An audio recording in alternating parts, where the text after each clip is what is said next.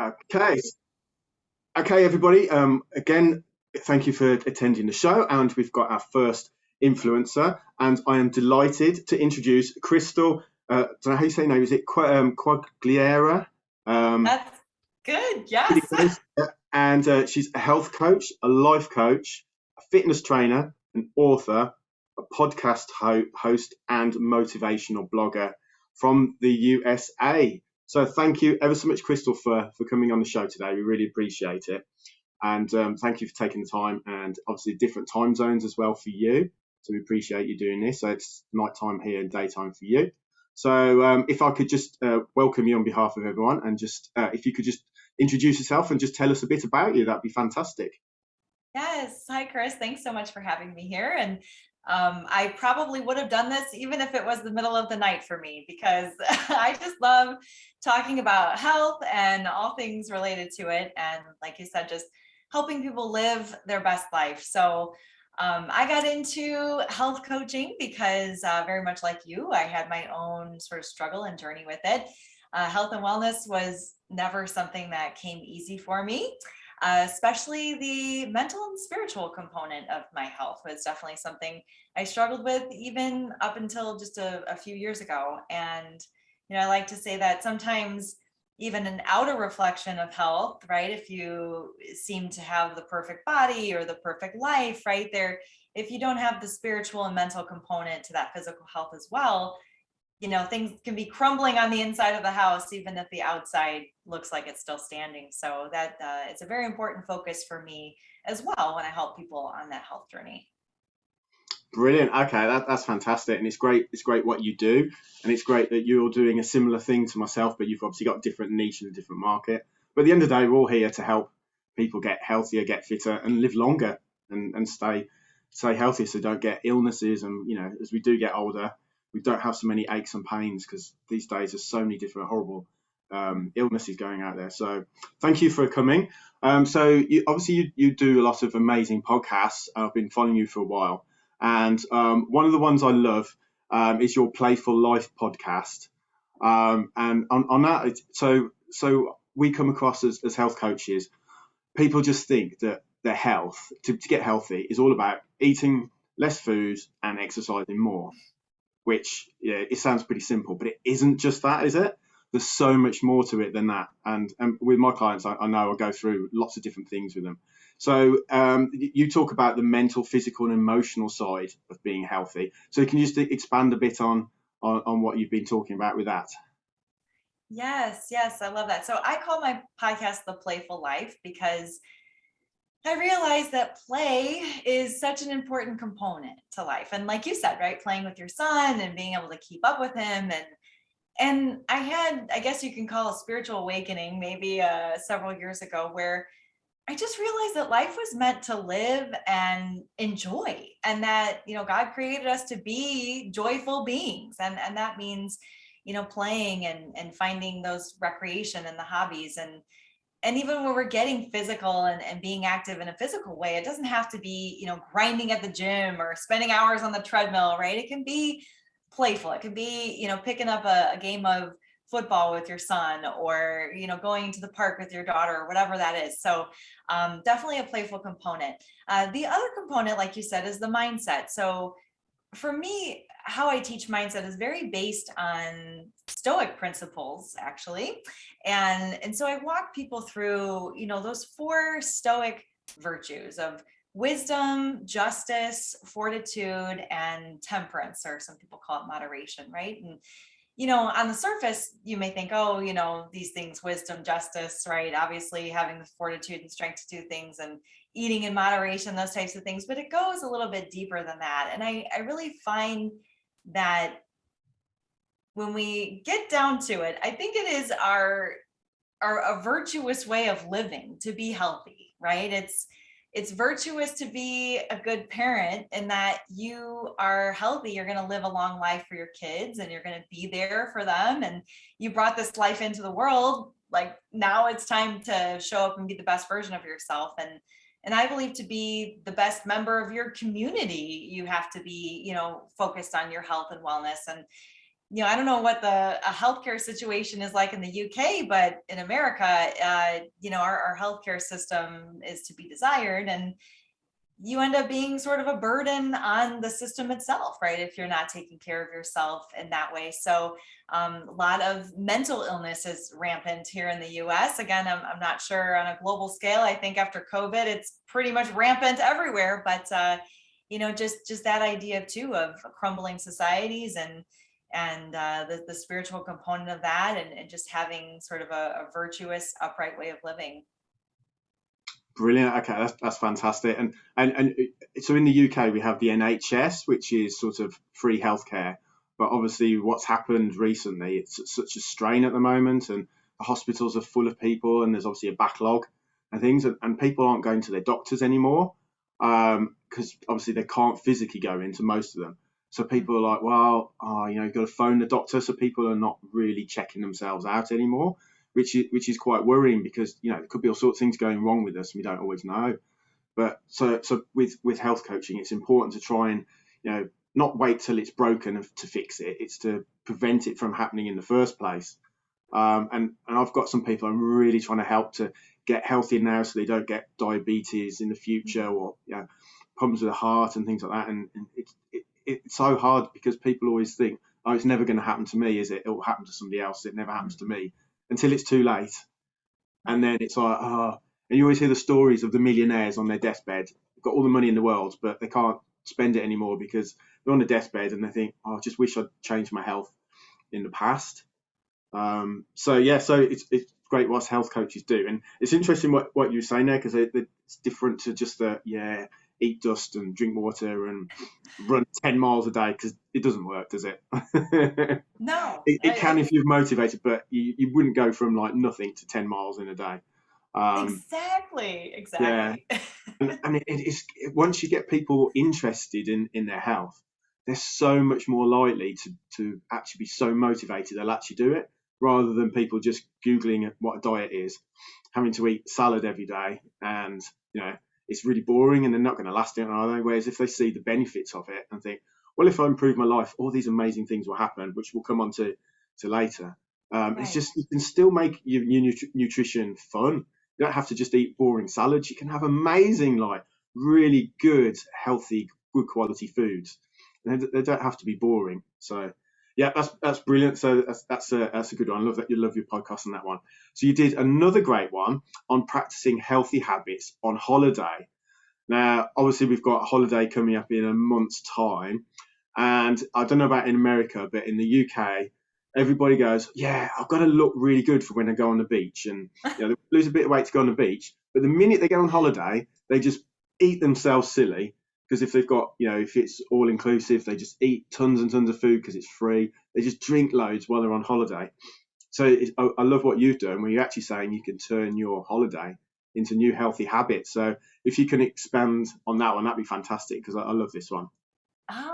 Yes, this is great. So and very timely in my life. So my husband and I just spent a month in Italy in February, and that was when we first connected. We were probably closer on the same time zone then, but it was really I don't know, maybe a challenge for me going into that because I knew, right, I'd be eating a lot of wonderful food and drinking wine and I thought, like, how am I going to stay true to me, the lifestyle, right? All those things. And, there's definitely a time to relax and enjoy yourself. But you don't want to need a vacation from your vacation, right? You don't want to, have to go into food recovery after you go, and essentially spend some nice quality time with your family or rewarding yourself for all the hard work you do. So, I was very mindful of keeping a schedule. So I typically eat like a certain type of way, like with intermittent fasting and that. So I thought, well, if anything, I can stay true to that schedule, whether I'm able to totally control what I'm eating or not. And the other thing was just kept my body moving. So I was either doing, yoga or Pilates at our Airbnb or lots and lots of walking, right? Being very active in that way. I actually found a gym that I could join for 2 weeks while we were sort of stationed in one place. So, there's lots of opportunities like that. A lot of gyms will let you kind of just drop in and take a class if you're there for a week. They typically welcome you with open arms into their community. So, or getting a hotel room with a fitness center or a gym, right? Because it's all about, right, Chris, I'm sure you talk about this too, it's those habits, right? And so if you say you're working on these habits for like a week, and then you're like, well, I got this vacation going up. So what a lot of people do is they wait, right? It's the whole concept of like the New Year's resolution. So December 1st, it's like you have all these goals for yourself, but people say, well, I'm just going to wait until January because the holidays and that, right? And it's like, no, you can start today, but just know that whatever that habit is that you pick, just practice it in some way. Even if it's a gym habit, go outside and walk for 5 minutes. If it's a nutrition habit, just find a way to eat some green vegetables every day, right? It's like, how can you incorporate those habits in any way to keep practicing them, even when you're on vacation and having a good time? Oh, that's brilliant. And it's so good because I'm just thinking of an example where one of my really, really good friends absolutely loves cruises. And he's always going on the cruises, and I always say to him, he sends me lovely pictures of all the food he's eating, and he'll send me a picture of the gym, and the gym's always empty. And you always think, why would the gym be empty on a, not, I was going to say the ferry, the cruise boat, whatever it's called. Whereas if I went on holiday, if I was on that, I would have to be in the gym for like an hour a day just to keep my fitness and to justify eating all the food. But then you often find on these places you do have really good quality food, lots of fish, good meats, and salads, and especially like Greek salads and Italian food, and the Mediterranean diet's very, very good. So you can actually eat healthily when you're on holiday, but for some reason, I mean, the Brits especially have got a bad reputation for going on holiday and eating loads of chips and the wrong type of food, which is a shame. But obviously you can on cruises have good quality food. You can go to Greek restaurants, have amazing, nutritious food. So you can do it. And when you're away, there's so many things you can do. Even if you're on a city break, there's loads of walking you can do. It's like trips you can do, walk around, lots of nice things, go swimming in the sea. There's always swimming pools. So you can be healthy on holiday. But I think a lot of people just think, no, I've got to look good the minute I get on the beach, and then it all goes apart. So that's good. And I mean, I obviously teach for a hobby. One of my hobbies is teaching spin and body pumping. Even though at my age, because I'm getting on a bit, and I thought at my age I wouldn't be able to do it, but I kept it going. And just by making it fun, it gets people in the gym, because people are afraid of the gym. But if you make it enjoyable, they're far more likely to come back. I had a class last night where they were all singing "I'm a Beast," and I got them all to do that. And they all really enjoyed it, and they worked extra hard. And I think if we can get that across to people that eating healthily and exercising can be fun, then people do it, and you get so many like great hormones release, and just feel good. So that's brilliant. Okay, I've waffled on too much on that question, but I'll get hyper when I talk about. I want to come to your spin class. Oh yeah, brilliant. Okay, so as health coaches, we come across self-sabotage in our clients, especially when we could be either bad food day, or could be a wedding or birthday, or just something went wrong in the day, or you couldn't get to the gym, or you couldn't go out and do a walk, and people that like beat themselves up about it.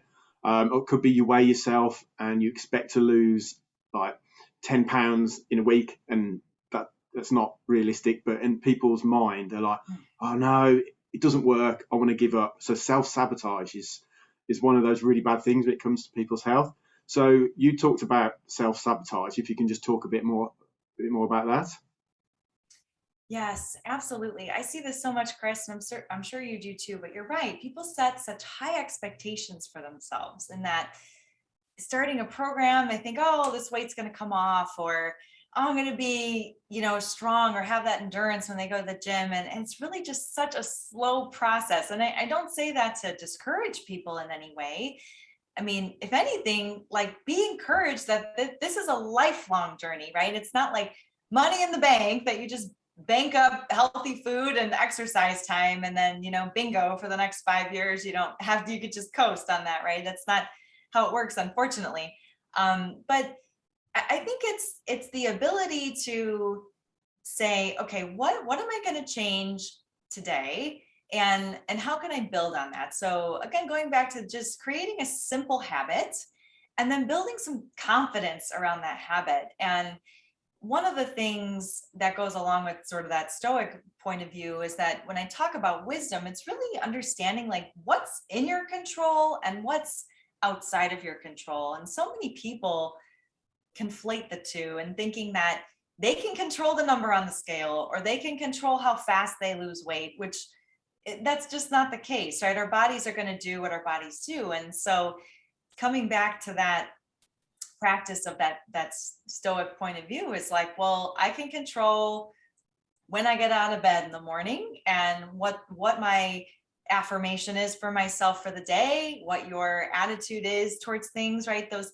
things you just come back to say, okay, what are the things I can control? And if you get to the end of the day and you check those boxes in that column and say, well, I chose this good for myself and that went good today, and I practiced that habit, didn't go great, but at least I practiced it, or whatever that is, you can get to the end of the day and feel good about that. And so it's not so much about, oh, like these jeans don't fit yet and that number's not moving on that scale. And it's all those little small wins along the way that you get to celebrate that keep you moving towards that goal.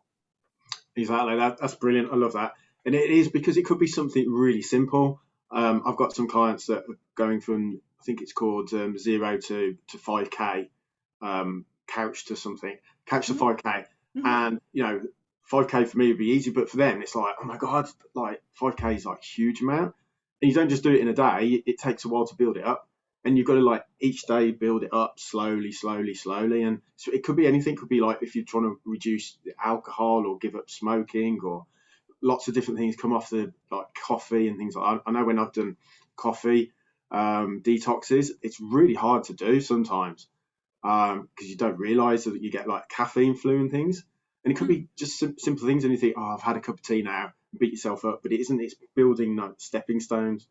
So yeah, and it's just having the confidence and not giving up. You might have a bad day, but pick yourself up the next day and get on with it, and we can do it.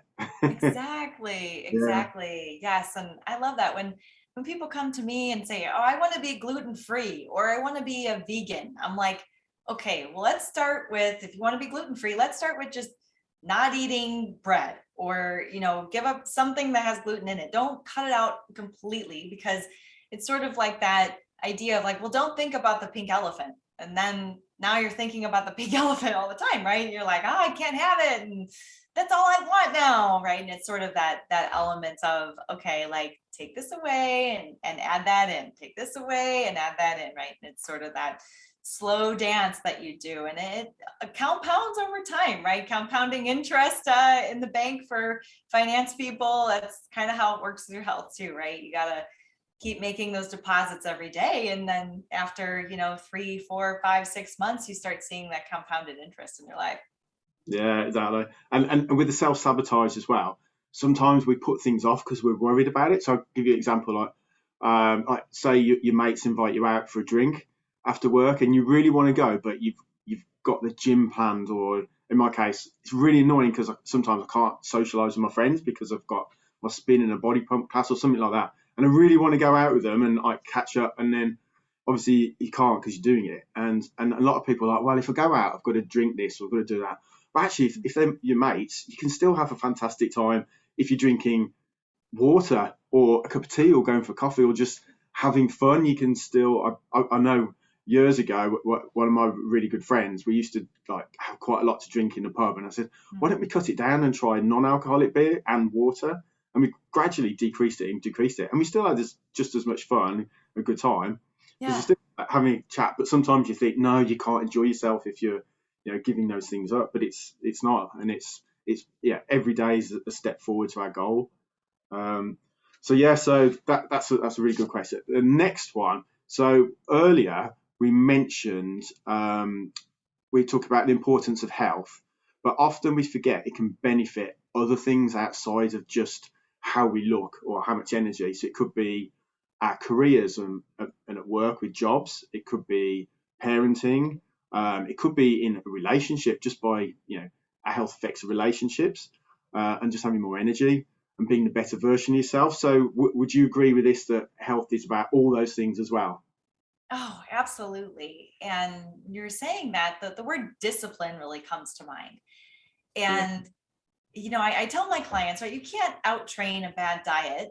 And, all those things go together. But for me, when I encourage people to exercise, I feel like exercise is a really great way to build discipline and to like pump that muscle of discipline in our lives. And discipline shows up everywhere else, right? It's like if you can gather discipline around one habit, like your exercise or your nutrition, right? It starts to show up everywhere. And then you start to show up like you had more energy. And so maybe you're making more calls at work, or, you get through those emails faster, or, you show up for your partner better just because you're a better listener and you're able to just be disciplined around, maybe the boundaries that you're setting for yourself in certain relationships. So that word is especially important to me. And I find that like on the health journey, that is sort of like a byproduct, right, of all the work that you're doing, is that you create that discipline and you flex that muscle and then start showing up everywhere else. Exactly, yeah, because it's amazing how much it can affect it. And I've got one client in the UK, and he's lost 15 kilos, which I think is about 30 pounds in the US, which is really impressive. Nice. But he didn't want to lose it just to look good. It's because he wanted more energy, and now his business has really taken off because of it, because he's got so much more energy. And I've watched some of his Facebook lives. He's a different person. I mean, he looks better, obviously, but he's just got so much more energy. And now he stands up to do a lot of his Facebook lives or his calls, and he wouldn't have done that before. And he's always drinking water, and he goes for walks, and he just talks while he's doing it for walk. And he's the first one to say he would never have done that before.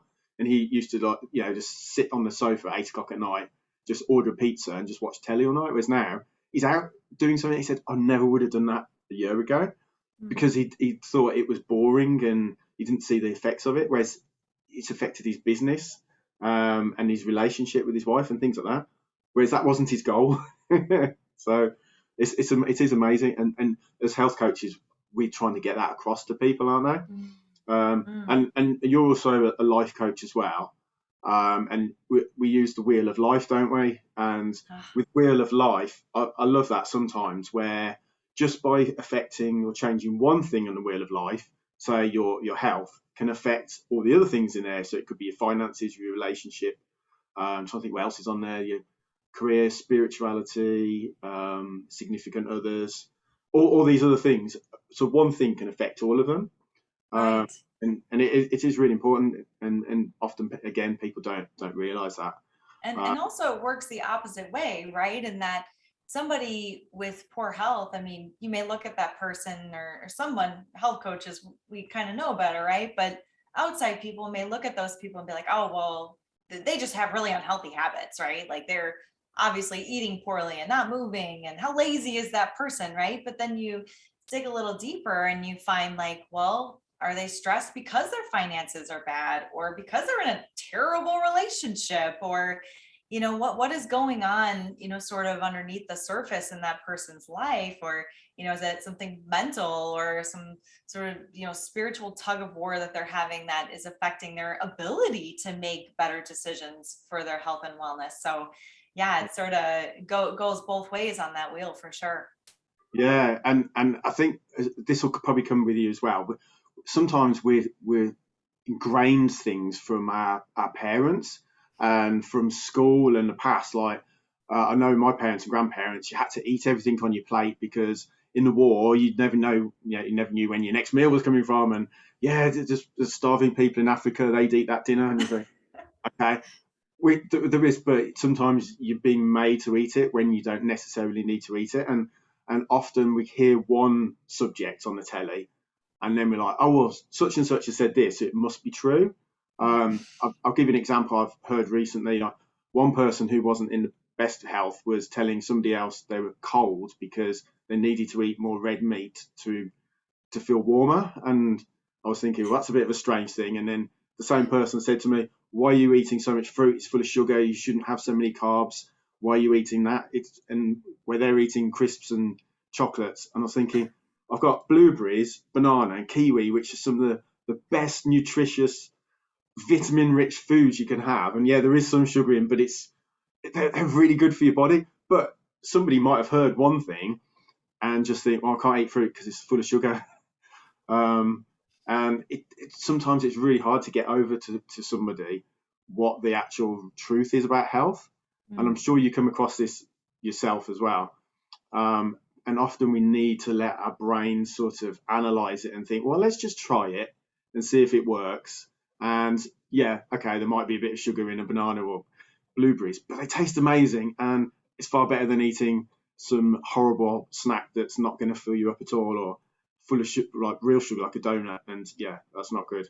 Exactly. It's funny. I think about, well, funny, I guess, ironic funny maybe, but I can't imagine being a doctor in this day and age with like Google and WebMD and like all these things, right? That, I mean, there's, of course, it's good to like be educated and be an advocate for your health and stuff when you go to a doctor, but I can't imagine the amount of people that go to a doctor and think they know better or whatever, right? And it's sort of like there is no shortage of information out there. Like all the information's out there, right? And there's so much of it that it contradicts itself and it's confusing and it's this way, that way. And I feel like one of my most important jobs as a health coach is to help people just like digest all the information out of there and you sort of take it in and say, well, okay, what's sticking and what's not? What's working for you and what's not? And, what's true for you and what's not, right? And,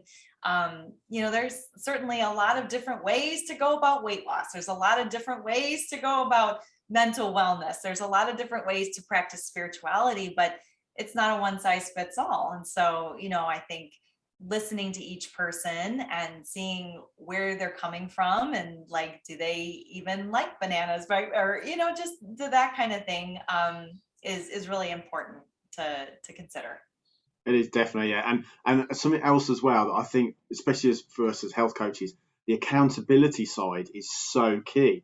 Because everyone always laughs when they say that every coach has a coach and they have a coach and they have a coach. Even Tony Robbins has a coach. So I could personal train myself, but I don't have a personal trainer. And he has a personal trainer who probably has a personal trainer. It's really weird, isn't it? But at the end of the day, it's the accountability. And that's what we need, because often if we try something on our own, you don't have that motivation. You think, I know what to eat. I know what's good for me. I know I should go for a walk. But you don't do it because you haven't got accountability and motivation.